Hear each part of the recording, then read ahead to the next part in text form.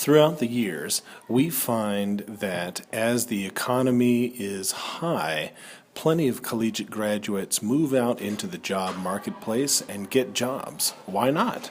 They're educated, they're skilled, and many people who didn't get a job have been working on their technology and knowledge for quite some time. They're up to speed and ready to go. Then, when the economy gets low, people start laying off jobs. The more skilled people are already in those jobs. They know the latest technology, and as the workplace has advanced, they're ready to go. But what happens to some of the older students or the less educated students? They're making high amounts of money because they've been with the company for a long time, but they can't use the most up-to-date technological ways of working, and often, unfortunately, first in, first out. So, when the economy is low, plenty of knowledgeable, well-skilled craftsmen come back into the education arena, back into schools, so that they can upgrade their technology and become hireable or return to those jobs that they've already come to know well in advance. However, when classes are full and there's plenty of students, some teachers get the idea that they don't have time to teach individually. They don't have time to help solve problems, and they should really be focusing on those people who are doing so well that they need extra care. This leaves a lot of the lower performing students in the lurch. Still, worse, when times are low and there's not very many students in the school, they feel like they are focusing in such a way that they can't be bothered to answer questions. They can't be bothered to give individual attention. In low-level schools, teachers may find that they are so swamped with people asking for help that they don't have time to help people individually. In the upper-tier schools, they may feel that they are too important to be helping students with small matters. So you can see that over time, students who are going for help can sometimes come away with the impression that teachers don't want to help. Teachers don't have time to help someone like them. But this is exactly contrary and opposite to what it is that we as teachers are trying to do, especially within the community college arena. Yes, when there's a lot of students, it's hard to find time to answer all the questions. Yes, when there's not a lot of students, we really are trying to help students who are on the cusp of greatness, but there's always time. Yes, within the lower schools, many teachers are overburdened by the number of students seeking education and as little help as they get. Yes, in upper education, there are some people who are spending their time getting grants, administering, teaching upper tier classes that they feel they may not have time for that. And so teachers end up getting a bad reputation. But there's more to being a teacher than teaching. There's also being seen as someone who is open and available to students.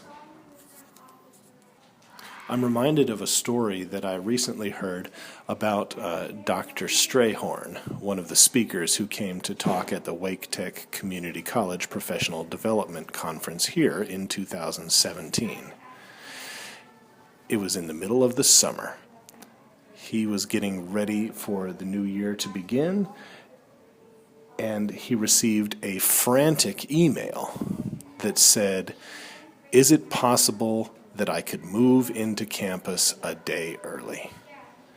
And he read that, and he immediately felt, since he doesn't have anything to do with students moving into campus, he should probably delete it. But then something happened, and when he returned to his email, he thought, why not? This is a person who is asking for help. And as such, Dr. Strayhorn was able to read the whole email. The email said the student is trying to move into campus a day early. They were able to get a flight to come into the city where the college was, but the flight was going to be early, and they had already paid for a hotel room for him to stay. But the hotels were very expensive, and he wanted to know if it was possible that he could move into his dorm one day early in an effort to save himself a great deal of money. Now, money is important to all of us, and this is a student who was really trying.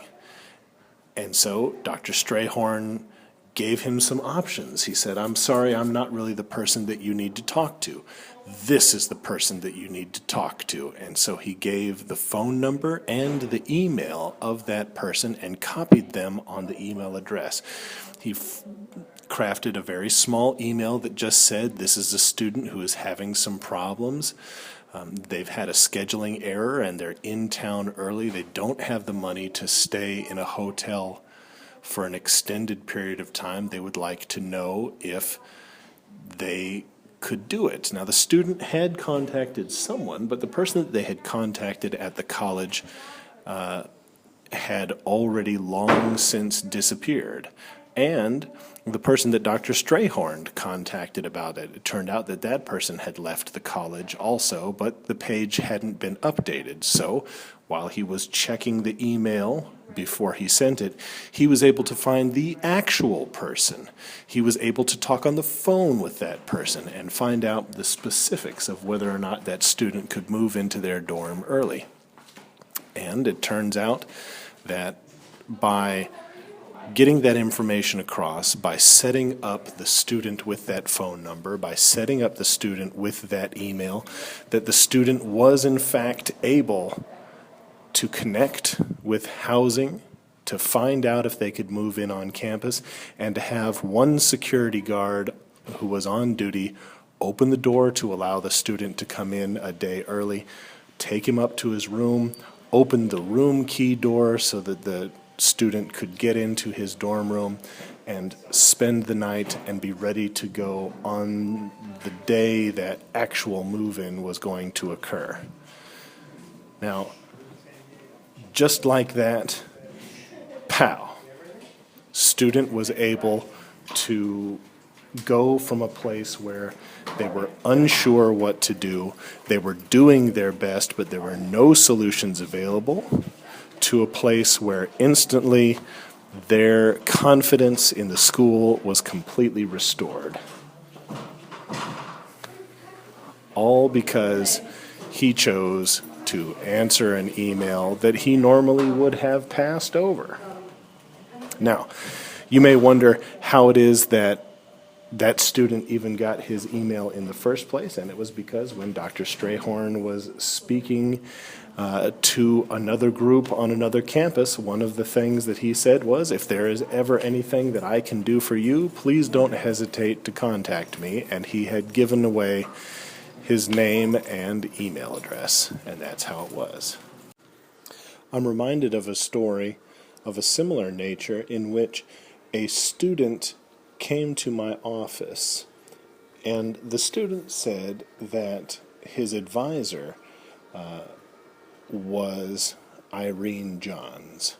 Now, at the time, it was very easy for me to tell him where Irene's office was. However, he told me he already knew where that location was, and in fact, Irene was just not in today and wanted to know if I could help him out. Certainly, of course, I was willing to help, so I took him into my office and sat down, and we ended up talking about what it was that he wanted to do and how he was going to get to there from our college.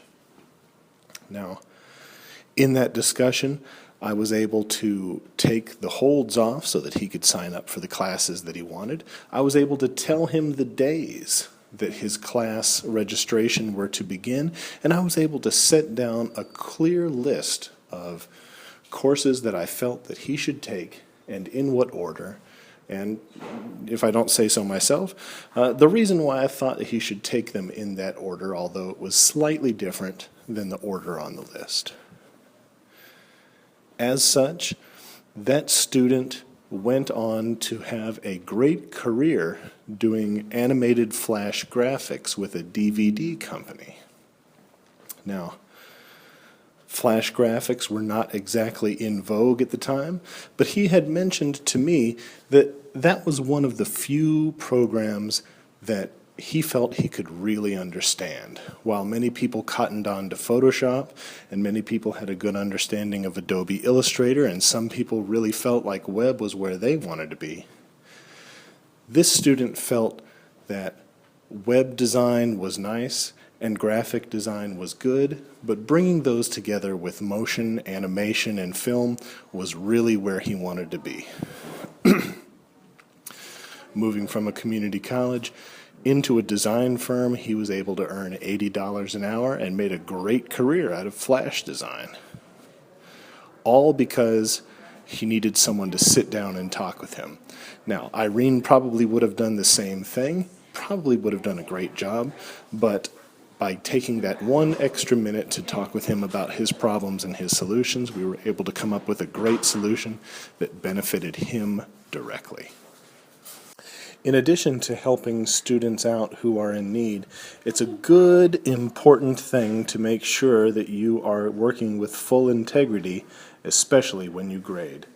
There are some teachers out there who play favorites, but more often than not, there are teachers who are accused of playing favorites, and that's extremely difficult territory to negotiate. As such, you need to try to figure out what is your teaching style. Are you a surgical scalpel who likes to point out minor things delicately and easily, or are you more of a blunt instrument who tells your students straightforward what the issue is and that it won't fly? Make sure that no matter which aspect on that line that you personally take on, that you're acting with the utmost integrity. Students respect when you tell them the truth, and they respect when you tell them why it's the truth, and they respect when you tell them how to succeed. As such, you must always act with the utmost integrity within the classroom, and especially when grading. Students who respect you and respect how you are teaching, and when you respect them and their work and give them true, honest feedback, you will find that they are more likely to listen, they're more likely to follow your advice, they are more likely to succeed, and they're more likely to remember the lessons you've taught after they're taught. They're very likely to continue coming to talk with you about their work, and they're willing to recommend you and your classes to others. And honestly, once you step into the classroom and you find that it's full, that's very satisfying. But when you find that people have been told to take your class because of the knowledge and the benefits gained, you will find yourself in truly fantastic territory. To apply this knowledge today, move directly to a mirror. Look yourself in the eye and say, I am a teacher of integrity. Say, you give the students everything that they need to succeed, and you take time out of your day to answer questions and to help students wherever they are and whatever they may need. Repeat this positive affirmation each time you look in the mirror, every time you do your work, and every day over the next 30 days. The confidence and integrity that you exude will find itself coming forth in everything that you do, whether it is time in the classroom, time in a student meeting, or sitting in your office preparing for the future. Please go ahead and comment below, subscribe so that you don't miss any of our materials, and by all means, blow up that like button. Simply destroy it. As always, design your future.